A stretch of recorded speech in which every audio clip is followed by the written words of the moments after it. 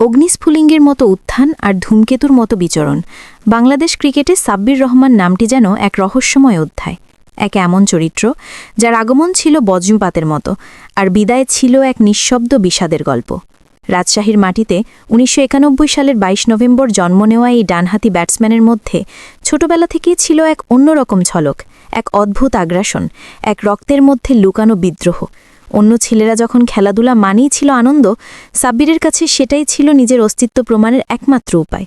ক্রিকেটের প্রতি তার ভালোবাসা জন্মেছিল এক মুহূর্তে, যেদিন তিনি দেখেছিলেন শহীদ আফ্রিদির সেই বিধ্বংসী শতক। যেন সেই ইনিংসটাই ছিল তার জীবনের দিক নির্দেশনা। ব্যাট হাতে ক্রিকেট মাঠে নামার পর থেকেই তার চোখে দেখা যেত আগুন, শিরায় শিরায় বইত এক অজানা উত্তেজনা। স্কুল পালিয়ে খেলতে যাওয়া, কোচের চোখে ধরা পড়া আর রাজশাহীর কাকলি মাঠে ঘণ্টার পর ঘণ্টা প্র্যাকটিস, সবকিছুই যেন সাজানো ছিল ভাগ্যের স্ক্রিপ্টে। সেখানেই এক অনামী কোচের চোখে ধরা পড়ে ছোট্ট এক ঝলকানি, এক কিশোর যার ব্যাটে ছিল অদ্ভুত গতি, শটে ছিল অজানা বিস্ফোরণ। সেই কোচই তাকে তুলে আনলেন ফ্রেন্ডস আইডিয়াল ক্রিকেট স্কুলে, আর সেখান থেকেই শুরু হলো স্বপ্নের যাত্রা।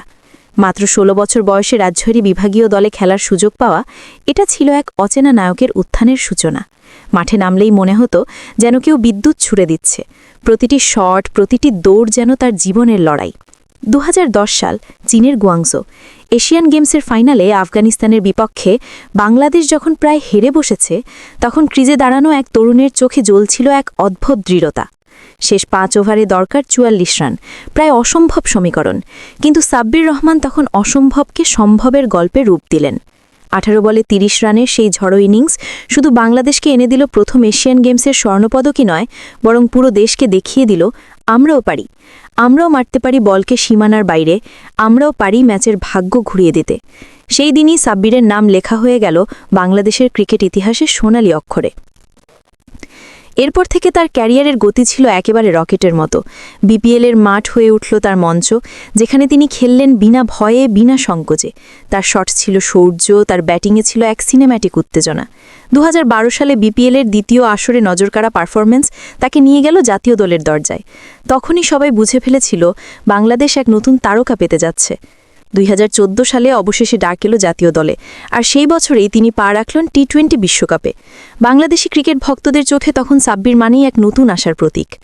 ২০১৪ সালে নভেম্বরে জিম্বাবুয়ের বিপক্ষে তার ওয়ানডে অভিষেক। মাত্র ২৫ বলে ৪৪ রানের ঝড়ো ইনিংস। মনে হচ্ছিল এই ছেলেটার হাতে সময় থেমে যায়। এই ছেলেটা বুঝি জন্মই নিয়েছে আলো ছড়ানোর জন্য। ৫টি ম্যাচ খেলেই ডাক পেলেন বিশ্বকাপে। ২০১৫ বিশ্বকাপে তার পারফরমেন্স যদিও গড়পড়তা, কিন্তু তার স্ট্রাইক রেট ৯৮-এর উপরে। একটাই কথা জানিয়ে দিল, চাপের সময়ও সে আক্রমণাত্মক খেলতে জানে, দলের প্রয়োজনে ঝুঁকি নিতে পারে, এবং সেটাই তাকে করে তুলল আলাদা। ২০১৬ সাল ছিল তার ক্যারিয়ারের মোড় ঘোরানো বছর। সেই এশিয়া কাপ, যেখানে প্রতিটি ইনিংস ছিল যেন নাটকের মতো রোমাঞ্চে ভরা। ১৭৬ রান, ৪৪ গড়, ১২৩ স্ট্রাইক রেট, আর সঙ্গে ম্যান অফ দ্য টুর্নামেন্ট খেতাব। শ্রীলঙ্কার বিপক্ষে তার ৮০ রানের ইনিংসটা এনে দিল বাংলাদেশের প্রথম টি-২০ জয় সেই শক্তিশালী দলের বিপক্ষে। মাঠে দাঁড়িয়েছিল এক অন্য সাব্বির, যার মুখে ছিল আত্মবিশ্বাসের হাসি, চোখে ছিল যুদ্ধজয়ী সৈনিকের দৃঢ়তা। পুরো দেশ তখন উচ্চারণ করেছিল এক নাম, সাব্বির রহমান। এরপর টেস্ট ক্রিকেটেও অভিষেক। ইংল্যান্ডের বিপক্ষে সেই প্রথম টেস্টে তার ব্যাটে ছিল দৃঢ়তা, তার শরীরে ছিল আত্মবিশ্বাস। মনে হচ্ছিল বাংলাদেশের ক্রিকেট তার পরবর্তী বড় তারকা পেয়ে গেছে। মাঠে তার উপস্থিতি মানেই উত্তেজনা, তার ব্যাট হাতে মানেই দর্শকরা উঠে দাঁড়ানো। তিনি ছিলেন এমন এক খেলোয়াড় যার এক একটা শট দর্শকদের হৃদস্পন্দন বাড়িয়ে দিত। যেন তিনি মাঠে খেলছেন না, বরং তৈরি করছিলেন শিল্প, একটা আগ্রাসী, সুন্দর কিন্তু অনিশ্চিত শিল্প। কিন্তু জীবনের নিয়মটাই হয়তো এমন যে আরও যত তীব্র হয় তার ছায়াও তত গভীর হয়। সাব্বিরের ক্যারিয়ারের আলো যত জ্বলল, ততই বাড়তে লাগলো অন্ধকারের ঘনত্ব। ক্রিকেট মাঠের বাইরের ঘটনাগুলো ধীরে ধীরে ঢেকা ফেলল তার প্রতিভার উজ্জ্বলতা। কখনো দর্শক পেটানো, কখনো মাঠে অশোভন আচরণ, কখনো আবার সামাজিক যোগাযোগ মাধ্যমে বিতর্কিত পোস্ট। প্রতিটি ঘটনার পর যেন একটু একটু করে মুছে যেতে লাগলো সেই প্রতিশ্রুতিময় নায়কের ছবি।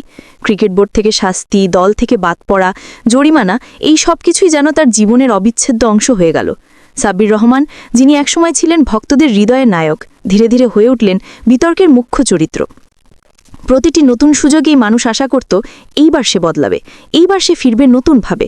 কিন্তু একের পর এক ভুল, একের পর এক শৃঙ্খলা ভঙ্গ সবই তাকে টেনে নামিয়ে আনলো নিচের দিকে।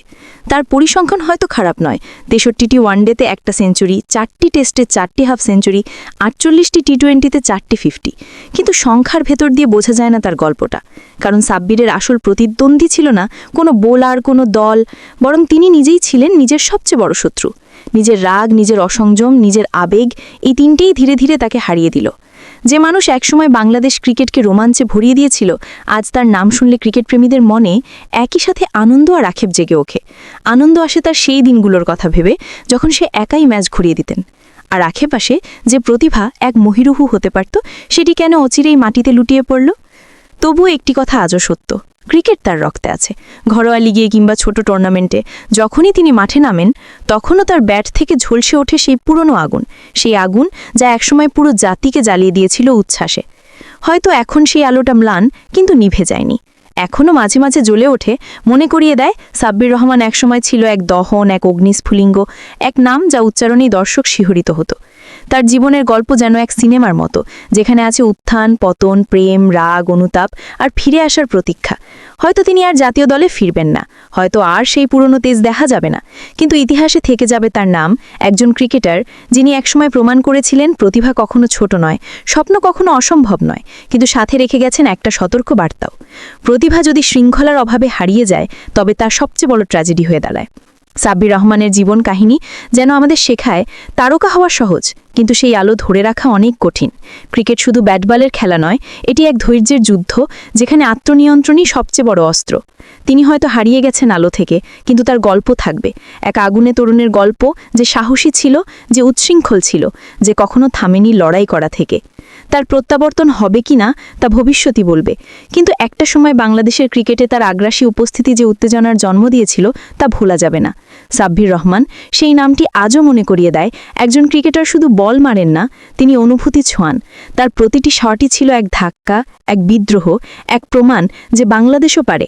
আর ঠিক সেই কারণেই আজও যখন কেউ বলে সাব্বির রহমান, তখন কান পাতলেই শোনা যায় বলের গর্জন, দর্শকের চিৎকার আর এক তরুণের বুক ভরা স্বপ্নের আওয়াজ। এক নায়ক যে পতনীয় কিংবদন্তি। সাবস্ক্রাইব।